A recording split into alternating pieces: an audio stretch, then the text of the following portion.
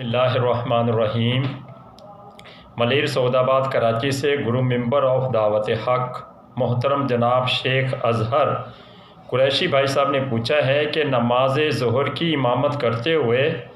امام صاحب نے 4 کے بجائے 2 رکعت پر سلام پھیر دیا، پھر کسی مقتدی نے لقمہ دیا تو امام صاحب نے کھڑے ہو کر باقی 2 رکعت کی جماعت بھی پوری کی اور آخر میں سجدہ سہو کیا تو کیا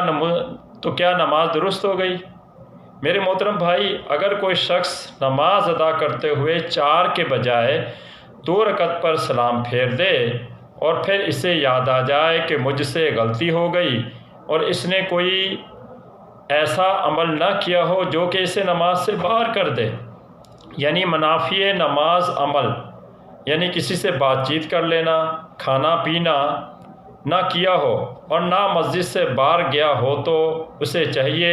کہ کھڑے ہو کر باقی 2 رکعت بھی ادا کرے اور آخر میں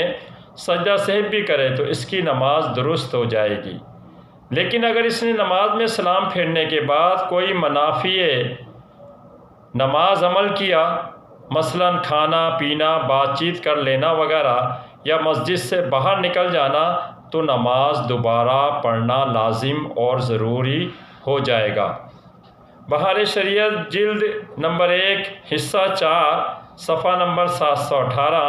مکتبۃ المدینہ کراچی میں مولانا مفتی امجد علی قادری رحمۃ اللہ تعالی علیہ فرماتے ہیں کہ ظہر کی نماز پڑھتا تھا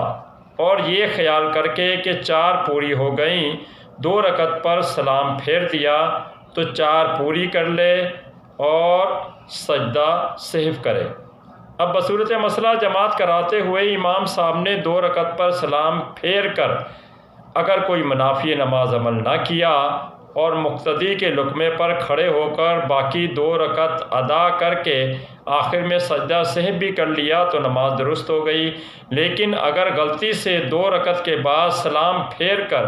مقتدی کے لقمے سے پہلے کوئی اس نے منافی نماز عمل کیا، پھر مقتدی کے لقمے سے نماز کی باقی 2 رکعت پوری کر کے سجدہ سہو بھی کر دیا تو پھر بھی نماز درست نہ ہوگی اور دوبارہ نماز دہرانا لازم اور ضروری ہوگی۔ اب آپ اپنے مسئلے کے تحت خود 2 رکعت کے بعد سلام پھیرنے پر امام صاحب کی جو کیفیت تھی،